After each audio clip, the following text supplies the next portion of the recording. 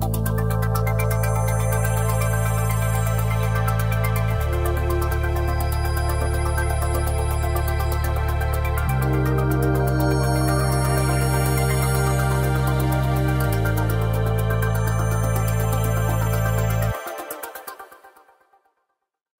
are a lot of options if you're looking to produce the video yourself and looking for a camera. There's all sorts of options, everywhere from less than $200 all the way up to $3,000 or more. And on the really high end, if you wanted to do like a real news network camera, I've seen them as high as about $50,000. So it's really fun to just kind of shop around and see what kind of bells and whistles you get for 50 grand. But in any case, if you're, whether you're producing this yourself or not, it's before you even go out and look for a camera, you want to know that to get decent video and audio quality doesn't really take a lot. You don't have to spend a lot of money or put a whole lot of time and effort into setting stages or anything like that.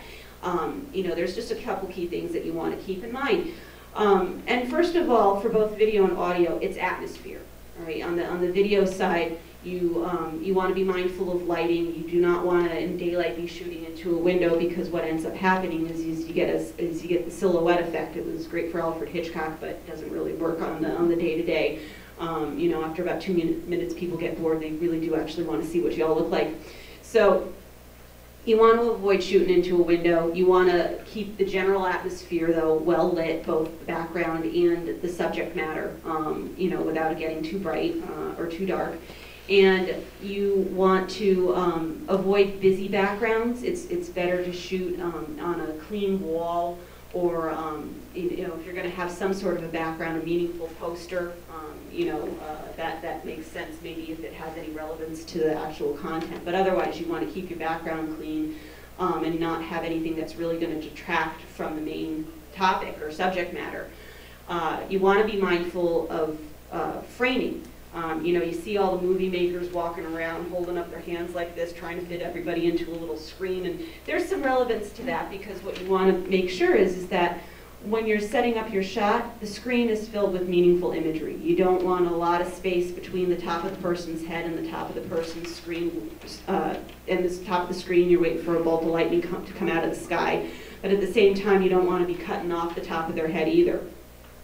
So you want to have meaningful imagery filled up in the screen.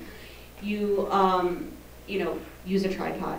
Even with the smallest cameras, unless it's one of those little pocket cams, which nobody really expects to have a steady shot off of those, because it's all about just getting the message out quickly.